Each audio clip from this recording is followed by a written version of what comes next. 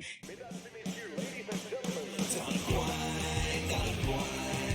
Ross est dans le coin, dans le coin, dans le coin.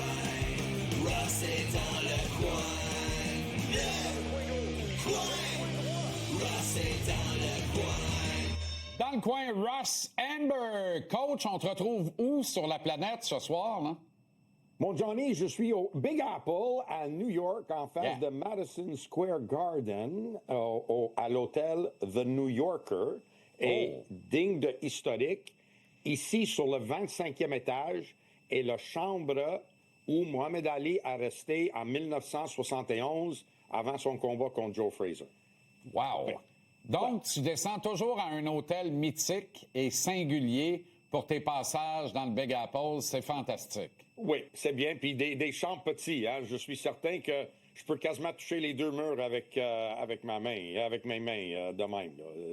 Pas gros, les chambres. Ben non, mais c'est ça. Mais tu sais, 1500 $ US pour une nuit, là, tu sais, c'est correct si tu peux toucher les deux murs en même temps. OK, Ross, Teofimo Lopez Jr., Shakir Stevenson. C'est un méga combat quand même, là. Honnêtement, là, en principe, sur papier, on a toute une bataille là. Puis on va en avoir toute une bataille, je crois. Je vais te dire quelque chose, mon Johnny, que j'ai expliqué à des gens, juste pour te donner une idée de qu'est-ce que je pense de Shakur Stevenson. Dans le passé, on a des gars comme Mohamed Ali, Roy Jones, Floyd Mayweather, tous des grands légendes de la boxe que eux avaient un style particulier que personne pouvait imiter. On est d'accord? Oui. Ben oui. OK. Shakur Stevenson, c'est comme on dirait que c'est le gars qui a écrit le livre sur l'art de la boxe, sur le sweet science de la boxe. Il est techniquement parfait. Il fait toutes des choses dans une ring que tu es supposé de faire. Tous ses coups sont des coups de précision, envoyés correctement, sa position de base, son jeu de pied, sa défensive, ses mains hautes, les coups de collet. Tout ce qu'il fait, c'est textbook.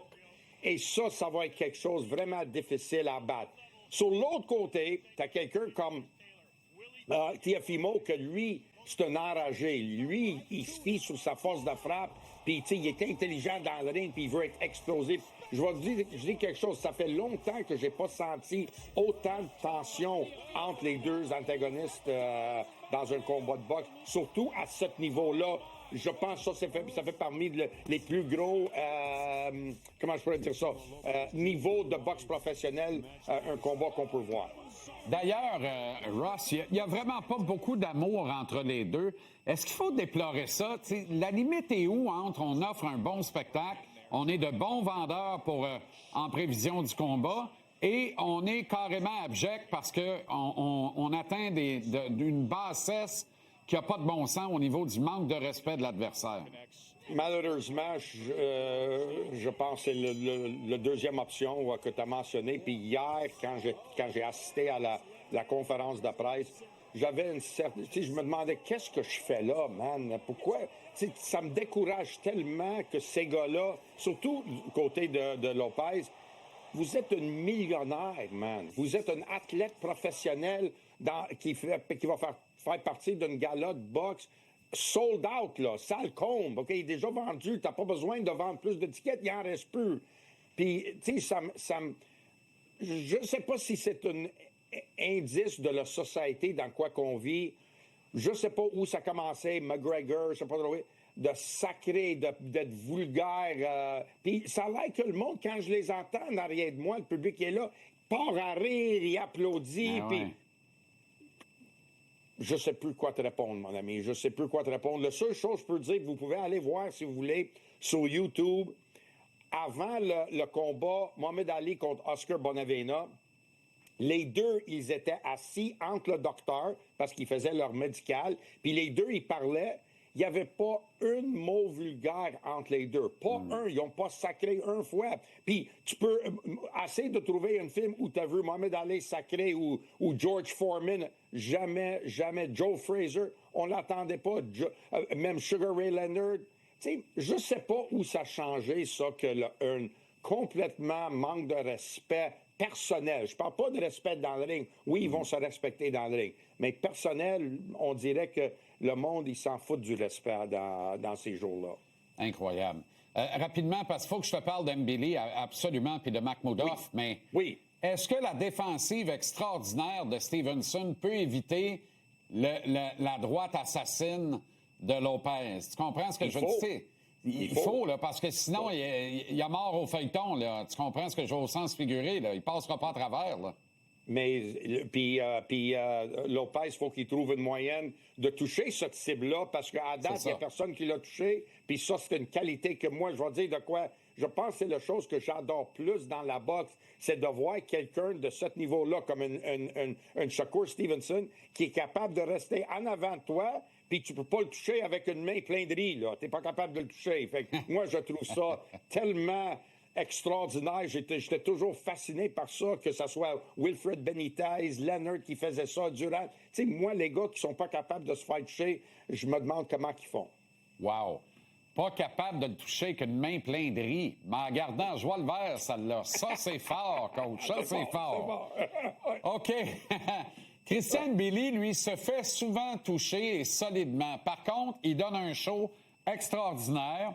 Là, on l'appelle le Emails Champ, parce que c'est plus des Papers Champ, c'est par email qu'on l'a confirmé champion du WBC. Moi, j'ai plutôt envie de dire chapeau, Camille Estefan, Antonin Descaries et l'équipe d'Eye of the Tiger Management d'avoir bien défendu le dossier de leur poulain, qu'on a ignoré comme combat de l'année, imagine-toi. Ça se peut pas. Et qui, là, a officiellement le titre. Ça lui confère une position encore plus de force pour une première défense, qui pourrait très bien être la revanche pour régler un dossier qu'il a encore d'ouvert. Qu'est-ce que tu penses de tout ça, toi? Moi, je connais très bien Mbili, puis je pense que si c'est pas à toi, je l'ai dit souvent à plein de personnes, moi, si j'étais son promoteur, je ferais une diffusion d'une de ses galas de boxe en noir et blanc.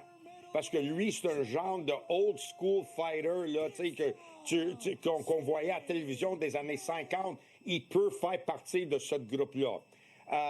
Et je sais qu'il est fier de sa carrière et c'est un homme fier. Je suis certain qu'il aurait aimé mieux gagner le titre dans un ring et non par courriel. Par contre, qu'est-ce que moi je vais vous dire? Qu'est-ce qui va être très, très important pour lui? C'est qu'il faut qu'il gagne son premier défense du titre. Exact. Ça va lui... Ça va le légitimer. Légitimer, c'est ça le mot que je cherchais. Le titre de champion du monde. Parce que sinon, s'il fait comme qu'est-ce que Ken Norton a fait en 1979, WBC lui ont donné le titre parce que Ali ne voulait pas le défendre contre lui. Ils lui ont donné le titre, mais il a perdu à sa première défense contre Larry Holmes dans peut-être un des plus gros combats de l'histoire de la boxe. Pas juste de la division des poids lourds, de l'histoire de la boxe. Et tout le monde oublie que Norton, il était champion du monde, puis on dirait que les deux se sont battus pour un titre vacant. Exactement. Et j'aurais mieux voir Mbili impliqué avec un autre aspirant pour le titre vacant, mais son premier défense va être comme un combat pour le titre vacant, mon ami. Je ne peux pas être plus d'accord avec toi. Et on se quitte sur Arslanbek Makhmoudov, le Lion, qui est à une bombe bien placée, sa pinotte de Fury, d'un combat de championnat du monde, Ross. Oui, absolument. Puis je suis certain que Fury va prendre Makhmoudov à la légère. Et ça, c'est un moment opportun pour Makhmoudov. Parce que l'autre va penser qu'il n'est pas bon. Il a déjà perdu contre Kabayel. Il a perdu contre Vianello. Ça, c'est une opportunité en or pour Makhmoudov. OK, le coach. Bon week-end à New York City. À très bientôt. Salut, Ross. Salut, mon Johnny. Bye-bye.